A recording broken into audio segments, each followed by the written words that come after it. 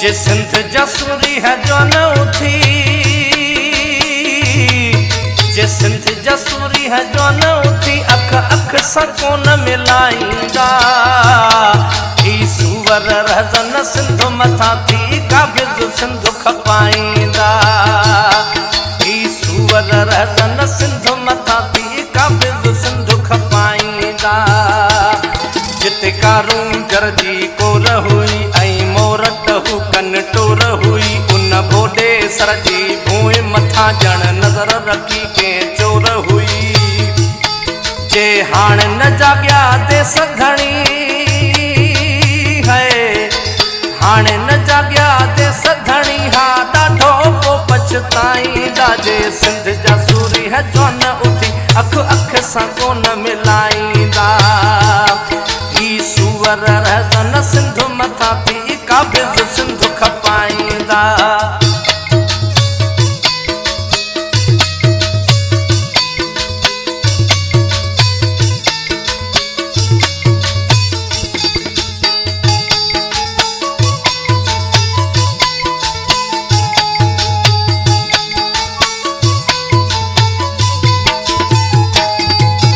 वेल न वई थी देर न आहिन, भूए जो वारस घेर नवा।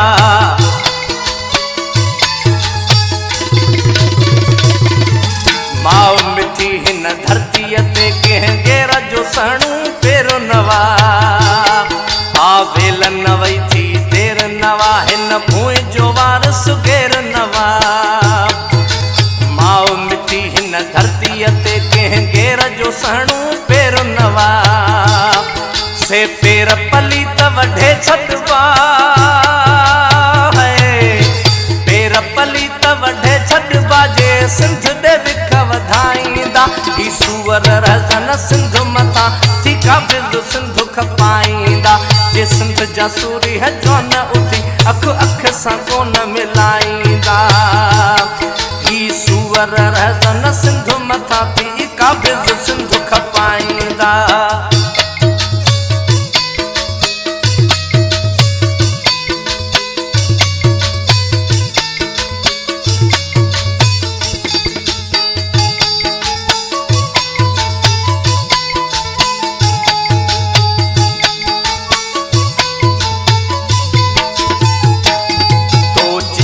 जेके लाश जे नामू मोड़ बधी से दफनाया।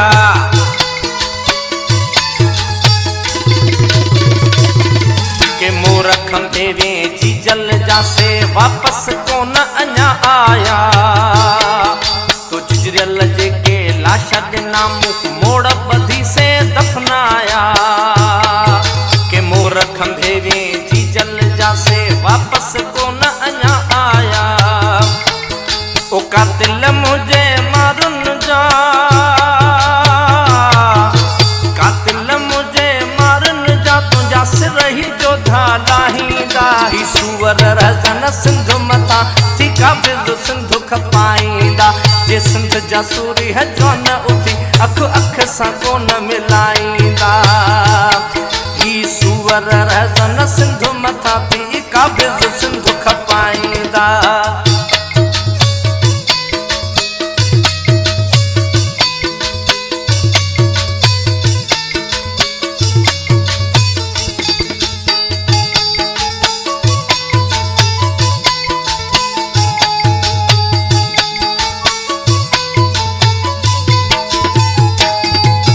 जेल मथां कंहिं जीजल खे पैगाम ही पुट जो आयो वा।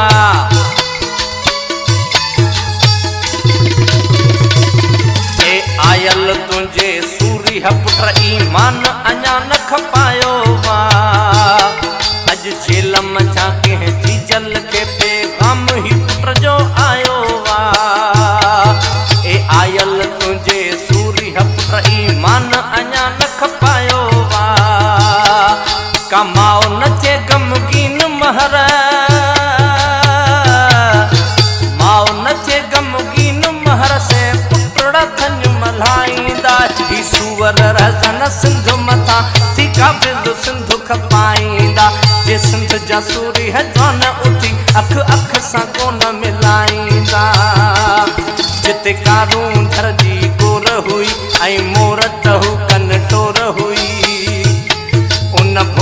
केसर जी भूई मथा जण नज़र रखी कंहिं चोर हुई जे हाणे न जाॻिया दे सधणी जे हाणे न जाॻिया दे सधणी हा ॾाढो पोइ पछताईंदा जे सिंध जा सूरी जवान उथी अख अख सां कोन मिलाईंदा ही सूअर रहजन सिंध मथां थी क़ाबिज़